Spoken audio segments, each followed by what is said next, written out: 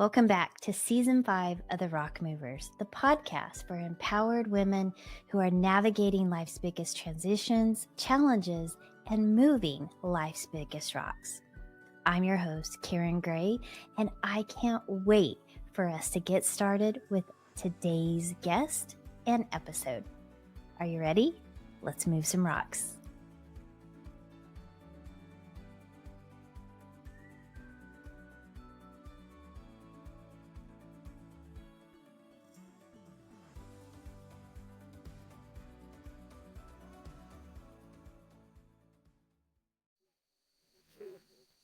All right, Rock Movers. One of the favorite things that I get to do as host of the podcast is choose my guests. And I can't believe I've waited this long to have you on the show, but I want to just welcome you, Sherry James, one of my absolute favorite humans on the planet next to my kids and my husband. You are like right there. My sister from another mister, Sherry James. Thank you for joining me. Thank you for having me. I love it. And you love Jason and the kids too. So, we're just one big happy family. We are one big happy family. And literally, when you get the three of us together, so much goes on. That literally should be the podcast. We should have Jason on here. But then I would not get to ask you any questions because he would totally take over. He would. And I'd allow it. And it would be a comedy show. So, but today, we're going to be a little more serious. And I want my people to really see inside your heart because it is vast and huge and so beautiful because all that you've gone through, all of the rocks that you've moved have made you this enduring soul that I adore and love so much. But if you will, share about that first rock or the biggest rock that you're, because there's many, but what's the one you want to talk about today? So I would say that if I had to zoom all the way back out and not be very specific on one particular, I would say overall is my perception of failure, right? That was my biggest rock. So it showed up, in corporate America as imposter syndrome. Now that there's a name for it, there didn't used to be, right? Yeah. But I think the perception of failure, of course, with my parents, the way their life ended, and being an only child, I thought that my dad's life ending the way that it did, my mom's life ending the way that it did was my fault. So I always had this perception of a failure from as early as 8 years old, even though I was in talented and gifted classes and schools and scored off the charts and all the IQ tests and all those things. It didn't really matter because I had this perception of failure that I believed defined who I was, and it also defined who I would be. So that was my biggest rock. And that rock still shows up, right? So we're talking consistently, like every now and then I'm still, that's so, it's a little smaller now. That damn hill. That's the hill every time, right? But that's probably the biggest, and because it's had the most impact in the most areas of my life. So in my marriage and my motherhood and my work and academia, all of those. So that's the biggest rock. I was able to, thank God, utilize the decades of corporate America experience that I had in teaching. My first job, I don't even know if you know this, Karen, but one of my first jobs was I taught at AT&T. And so no, I don't think I did know. Yeah, so that was my first kind of real job in corporate. I was there for 6 months, and I was supposed to be in a call center. I was in a call center. I was supposed to be answering the phones. When people, I don't know if you remember this, you're not old enough probably, but you're funny. I love that. That's so cute. But back in the day, people used to switch your long distance carrier by, they was called slamming. And so there was a phone number at the bottom of everybody's bill that if you had a problem with your long distance carrier, call this number. And that was the number that I answered. And I was supposed to not only, calm them down, but also sell them AT&T services. And I nailed it. The first 6 months I was there, I moved into a leadership role. And so it started, I'm like, okay, maybe I'm not really a failure. Maybe I can teach others. Maybe even though I failed at doing this parental thing, which I had no responsibility for, actually, I knew that I could teach others and I could train others. And I had a heart for, back then, what was a 6 or 9 week training course. We could actually train people how to do their jobs. Can you know, that's Shocking. it's mind blowing nowadays.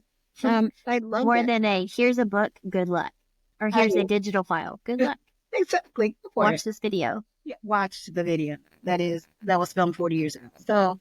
So yeah, I was able to take that perception of failure and utilize it. If I had to look back now and say that's how I decided to become a chief experience officer. I always wanted to know the personas of everyone. Okay, I know how the customer feels. How do the people answering the calls feel? Like, do they feel that they have the skills that they need? And then fast forward to now having a for-profit and a non-for-profit, which are both focused on teaching, training, healing, and creating mental wealth. So that perception of failure still serves me well to this date, as long as I keep it in check. So, okay, so I love that you are launched into the second half of that because you're prepared. What you did with the rock, and love that it's the same situation. It's just a different lens or a different perspective of the Yeah, rock. absolutely. And so tell me or tell us, the listeners, what you're doing, because you mentioned it a little bit, right? You have a nonprofit, you have a for-profit. Let's talk about your for-profit first. Okay. So you have Phoenix Speaks. Yes. You actually go in and do what for organizations and companies? Thank you. Great question. So we do a discovery session first. So we don't have a lot of clients, nor is our goal to have a lot of clients. Our goal is to have the right client that we can help at the right time. So we do a discovery session and we find out, I use some of my magic PMP skills to find out what the actual problem is, peeling back. Which you are massively good at. Like, Lord boggles my mind with her spreadsheets and her organization. It's like, did you think of this? Did you think of this? What about this? What about this? What about this? What about this? Thank you. It drives me nuts because that is not my skill. Not my skill. So everybody needs a Sherry James in their life. Well, and I am for hire. So that is one of the things. Yeah, at a cost. But that's what I do for my clients, right? So sometimes, but it's more than just the execution, right? So that Right. definitely a skill set on how we execute, but being able to understand what is the problem and what is the problem from multiple perspectives. So, I do have a certification in Corn Ferry 360. So I can do this kind of, let me go in and find out, because as a C-level executive, I would say I'm doing everything great. We know Sure. that's not the case, right? Yeah, And you have one lens. yeah, And you're it's not just, going to be super critical of it. absolutely. Or you're going to be, if you are a woman, you're going to be overtly critical. Critical. Yeah. And so the truth lies in the middle somewhere. So definitely the discovery session helps us understand what the problem is, and then we create together what this journey map is to success. One of the other things that we utilize is kind of that agile methodology. So it's not like, hey, give me your information, we'll come back in 6 months. We're going to meet every week and we're going to see that needle moving towards your progress. And people love that. People love to say, hey, or we can, in the middle of it, go, this doesn't even apply anymore. We just got purchased by another company. They already have their standards in place. What do we need to do to make sure that we're mentally wealthy throughout this merger and acquisition, for example? So that's one of the services. Obviously, my keynote speaking is my passion. I love being on a stage in front of people, teaching them the concepts of all kinds of things, human resources.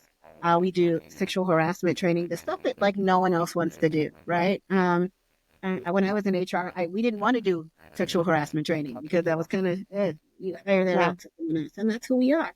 And then we also do the TV show. So we have a TV show called Creating Mental Wealth. It is scheduled to be live in any day now. And so we're looking for commercial sponsors for that. So it's a talk show, 30 minutes, that we talk to people from all walks of life about how they are mentally wealthy. And I'm so excited about that because that's going to be spread globally. And I think that it's time for that. So let's open that box because we really haven't talked about on this show. What does it mean to be mentally wealthy? Okay. So mentally wealthy is the concept that you have the opportunity to change your situation from a mental health perspective. So one of my favorite quotes from one of my keynotes is the traffic example, right? So for your listeners who might be in a big city or a metroplex where, commuting is less than fun, if someone cuts you off on the highway, you will have a visceral, immediate response to that person. But you have control over what that response is going to be. You can decide to be like, I can't believe you. and Yeah. then all kinds of things with your Giving fingers. the Italian handshake wave. Exactly. You can Yeah. choose to do that. But that's going to increase your heart rate. It is going to increase like the stress hormones in your body. It's going to take you time to like release those and get back. So that becomes a mental wealth withdrawal for you. Um, Now you can choose creating mental wealth says, I am going to choose to see this as a deposit. Okay, that person, I didn't run into that person. They didn't run into me. I'm fine. They're fine. I'm on my way. it, I'm gonna see that as a deposit. And so mental wealth is taking financial literacy terms and applying them to mental health situations. Yeah. In order to make it not so icky to talk about, right? Like, no, Yeah. today I withdrawal day, and I need my family to understand that and support that. And so it's a lot easier to talk about than if you're anxious or if you're depressed. Those are diagnoses. This is just a state of your mental health, and you determine if you're going to be mentally wealthy or if you choose to be mentally bankrupt. You have the power to do either. Yeah. I love that. Coming from a financial background, that literally makes so much sense. Mm-hmm. Like you can start out with $1 and or $100 or whatever you want to start out with, and then each day you get the same amount. You get to choose whether it goes in the negatives or the positives. Right. And you mentioned something very important. So as I do these assessments, everyone goes through a mental wealth assessment if I take them on as a trusted advisor client. And the interesting thing that you said is that you get the same amount every day. You don't have to get the same amount every day. Like it's literally your account. So if you wake up and say, oh my gosh, I've got 5 back-to-back Zoom calls and that's going to be a high withdrawal day. So I'm going to take a bath in the morning. Like baths for me are Mm. huge mental wealth deposit. So that means I've got to switch up some things in my schedule to handle the high withdrawal day. So definitely, I don't want you to limit yourself. I'm telling you Yeah, this. I love that. Don't limit yourself. You deposit what you think you need for the day. So it's like a mental wealth black card, right? You spend it. You spend Oh, as much as you want for as long as you want, knowing that every day God's going to give you some deposits. He's going to give you the fact that you woke up and your family's safe and you ate today and there's a roof over you. Like when you start writing down all the things, your deposits, you're y'all like, know my friend's bougie because she just mentioned a black card. Like you're gonna have one of those little metal ding, ding, ding. That's what a black card is. If y'all don't know, she's bougie. It's so bougie. I love it. So yes, if you have unlimited access, unlimited funds, you can make your own black card. I love that. So if you yeah, don't have one in real life, you have one now. We're you just do. giving you the manufacturing rights to create your one. And you said it like everybody knows what that is. There's maybe some people on Earth that don't know what a black card is, and You are right, man. Thank you, Coach Grant. Thank you, Coach Grant, for correcting me. Yes, an unlimited critical. Yes, but this you is do this is why we have so much fun. have an unlimited amount to spend. Yes, that is I true. love that. So you get to decide to add to it, Mhm. what to add to it, and what you need to start with. And then as things go in life, as they do, you have withdrawals and deposits. How do you balance those out when you're just in that spiral of withdrawals? What do you recommend? I love that you use the word spiral. So spiral to me. So another, you're just learning all the things about me today after our years of friendship. But I don't like swings. So the swing set, like in the yard, I don't like swings. I don't like um, roller coasters. Anything that give me that feeling in my stomach. Right. Uh-huh. I don't like that. This I get that same feeling when I get high withdrawal. Like something happens, I get that feeling in my stomach as if someone is swinging me one way or the other. So Mm. the best way for me to balance is to ground and to stabilize myself. That is used by this. Again, I'm old school, right? But I can go back and flip some pages and find some deposits from days before, from my journaling, from the tasks notes of what I've done, even the lines of things that I've completed, right? And so my balance sheet looks like a to-do list with some marks drawn through it of the things that I've completed. That's a huge deposit for me because some days my spiral is like, oh my gosh, I needed to do this. I didn't do that, which means I'm a horrible mom, which means I'm this. And then I've got to stop and go, hold on, let me look and see what I said about myself. Let me look and see what I've done for myself. Let me look through my thread of emails and see the number of thank you so much for taking my call last night. I was very stressed. I didn't have anyone to talk to. those become my balances, right? That's what I need to go to be like, you know what, I am. Sometimes it's my son. Sometimes it's my 17-year-old who says things that are the most wise and profound. He's like, Mom, you don't have to fix that today. Like, let's just rest today. So yeah, so there's always a way to go back and find that balance and find that center. If you feel like there's this visceral swing from deposit to withdrawal and then back, then you can always go, hold on, is today really a bad day, or was that just a bad call? Or, am I really drowning in debt, or am I late with one bill? Like, it gives you an opportunity gives me an opportunity to just kind of reset and rebalance. I love that. Just that reframe, which is what you do for me. And there have been so many times that just your high level perspective of, okay, that may be true in this moment, but is that really the truth? Right? Like, no, that's not the truth. You're just feeling, you can, validate that and put your big girl panties on, let's move on. Like, well, yeah. Well, and I think, put your big girl panties on, just so we're clear. Okay, that's a Karen statement, not a Sherry statement. Let's just be clear. I would never tell you that. But I think it's an unfair. I'm glad you brought it up, because I think it's an unfair expectation to like just pull your big girl. No, you need to feel what you're feeling. If you're feeling disappointed, feel that. Like, identify, this is disappointment. Write it down. Today I missed a deadline and I am disappointed. This is a mental wealth withdrawal. But how much is it going to be? Because I woke up feeling like 5 million today. So did I miss this deadline? I did, but look at all the things that I did. And so in hindsight, I am not a failure. I'm disappointed, and I should be. But then I write a plan. What do I do to keep this from happening again? And now that's balanced my spreadsheet back up. Right now I'm like, oh, this was a withdrawal. And then I have to right size it and bring it back to like, okay, I felt disappointed for 5 minutes, 10 minutes, 30 minutes, but I set a timer. You got 3 days. Like, if you got, and that's kind of it.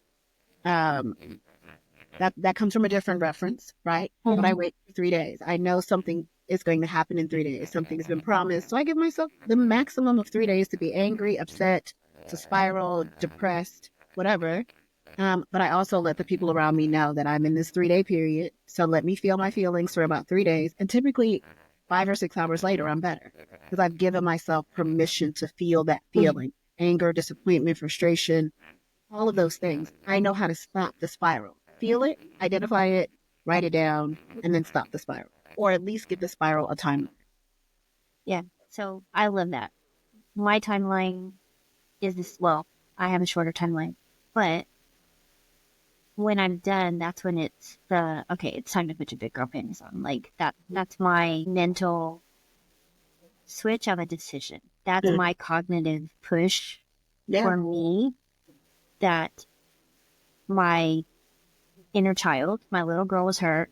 Okay, now it's time to be the adult again in this scenario and do something about that. Whether that's take action, fun, forgiveness, whatever is required, or just accept that that's a lesson.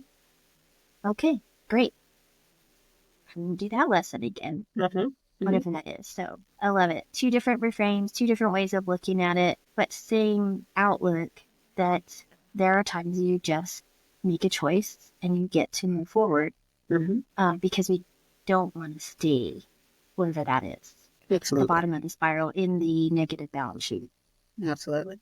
We've got to get a deposit. And then once you start having this conversation with people in your life, they can tell, right? And they're just I know you and Jason have this kind of unspoken communicate, right? Where you don't have to say anything. He knows if something's not right. And so if you were in public and he didn't want to say, hey, are you spiraling? He's not going to say that. He'd be like, hey, need some deposits? What's going on, right? And so the purpose of the curriculum is to make the vernacular easy for everyone involved. And also, when we teach it in schools, it teaches children how to count, which I don't know how they're graduating from college and they don't understand money at all.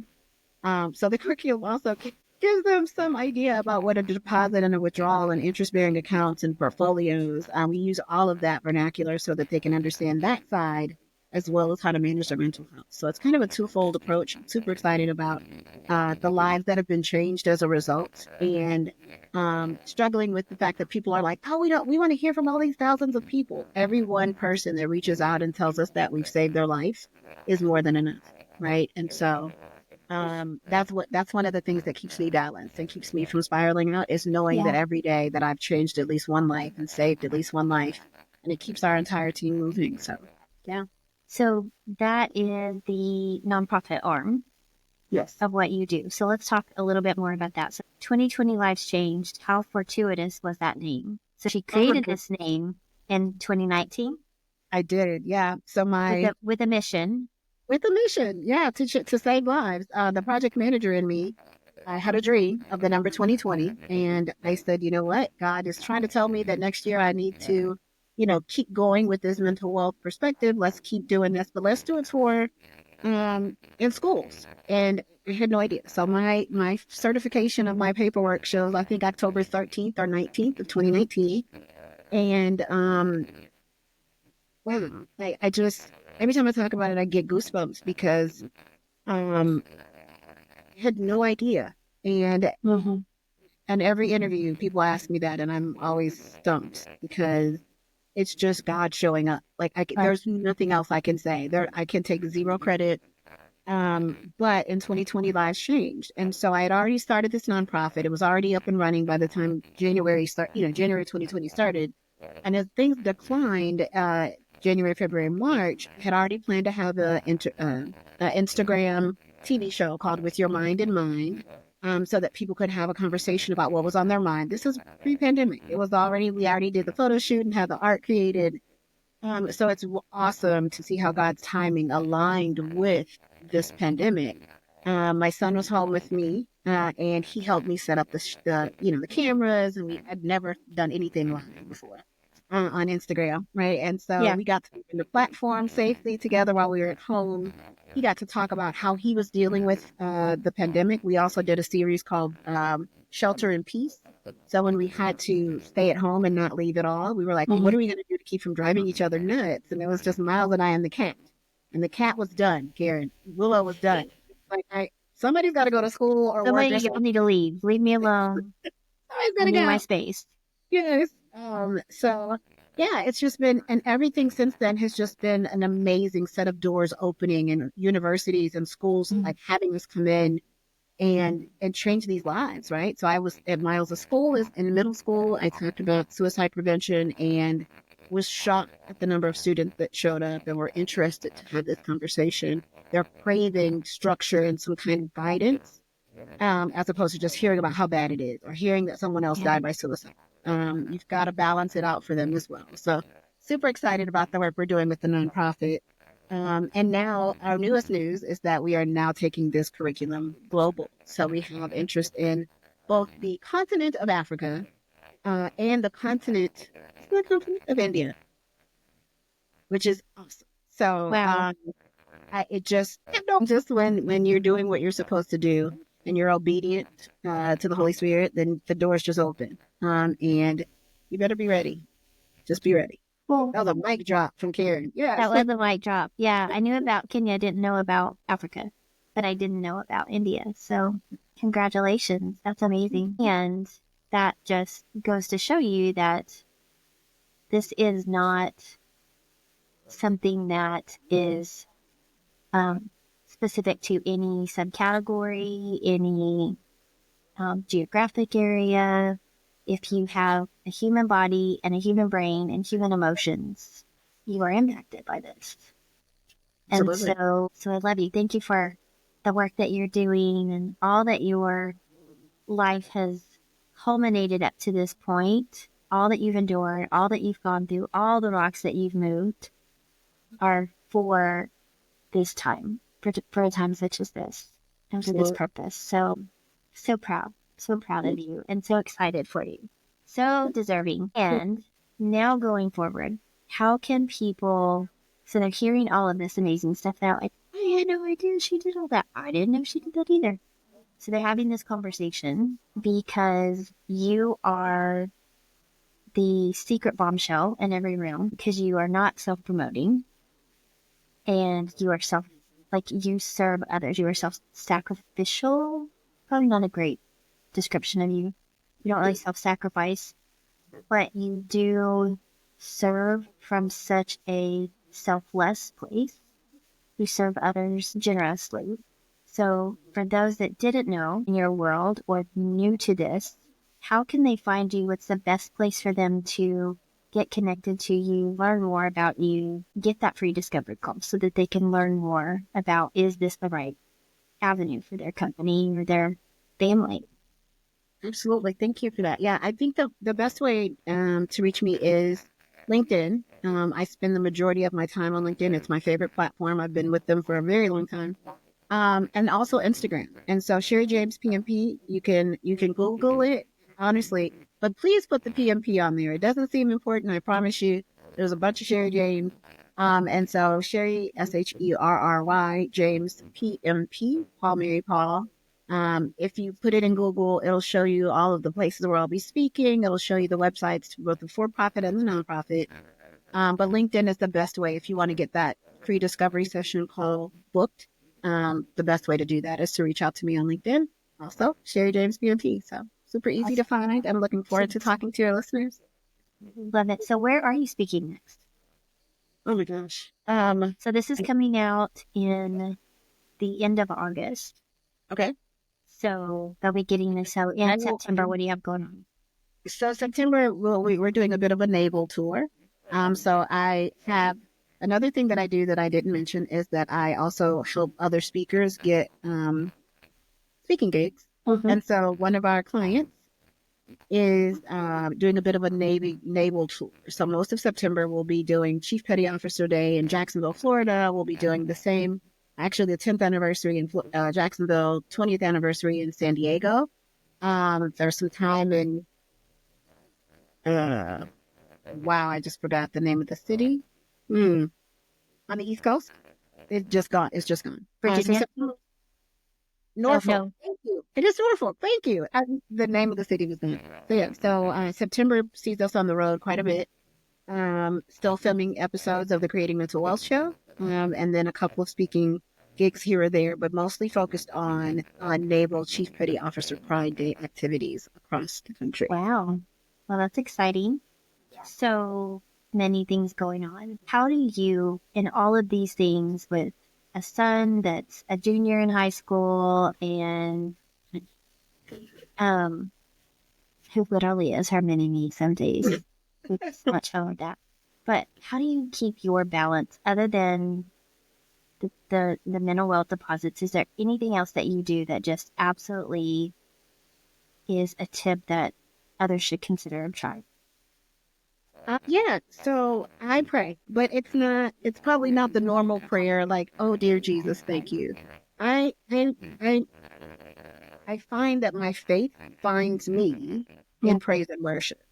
And so it's not the opposite. It's not like I go into praise and worship looking for something, but I spend my day, I wake up in the morning in praise and worship. And I mean like gospel music, my neighbors hate me kind of praise and worship because I'm so thankful for what is going to happen. That the current situation matters now, right? And so that is my number one practice when I'm in the car, when I'm sitting still and there's nothing to do. And if it's quiet, we're in praise and worship, and that's everybody in the house. And so that is my my reps. That's my workout. That's my emotional, spiritual workout every day. Is yes, things may be tough. I've got two businesses that I am teetering to try to keep afloat without this influx of funds that we expected. But even in the midst of that, I can find a reason to be grateful and thankful and be prayerful and thankful. So that's it. Like that's my magic token. My magic wand is praise and worship. No matter what, no matter how hard it is, no matter how bad it looks, I am thankful because I know something good is coming. Yeah, there's always something to be thankful for. Mm-hmm. I love it. Love it, love it, love it. All right. Well, any words that you want to leave them with before we wrap this up and tie it with a bow? I would absolutely love to just say that I am so super proud of you, Karen, and all of the things that you've gone through to get here. You deserve the absolute best. And I'm so excited to be here to see it making its way into your hands, into your heart, so that you can see how much you are loved and how much you are supported. Thank you for having me along as a part of the ride. I'm honored. So thank you. I can't imagine doing any of this without you now. Now that you're in my life, you're stuck forever and ever. Yay. So, Yeah. but y'all see, this is everybody needs a Sherry James in their life. This is why, but you can't have mine. We're working on cloning as we speak. We're working on We it. are, yes. I don't know if the world can handle more than one of you or I, so they'll have to clone someone else. But we're gonna wrap it up with that. So we have a message that I share at the end of all of our podcasts, and that's just a reminder to keep moving the rocks, one day, one rock at a time, and just know that you don't have to do it alone. You have people like Sherry Jeans in your world that you can lean into and reach out to help you move those rocks. Until next time.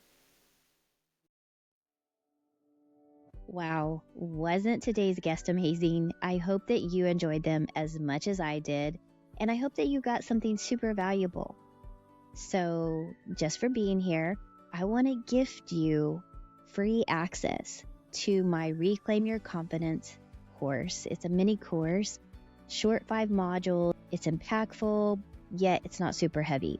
So, use VIP 2024 as a code to get free access to this course just for showing up and listening to this entire episode. And I also want to know, what are you getting from this? What would you like to see? What are future episodes? Who do we need to be talking to? Who has some amazing rocks that they want to share? And that's by sharing, commenting, and subscribing to the Rock Movers, and then following me over on social media. We want to stay connected. We want to be a part of your world, and I want to invite you to be a part of mine. If you'd like to book a call, go a little bit deeper into some of these topics, you can find a link to book that call on CoachKarenGray.com. You're always invited to join me there, and I can't wait to dive into deeper conversations with you. That's my way of giving back and saying thank you for being a part of our rock moving community. Until the next episode, or until we jump on the call, have a great day and keep moving those rocks.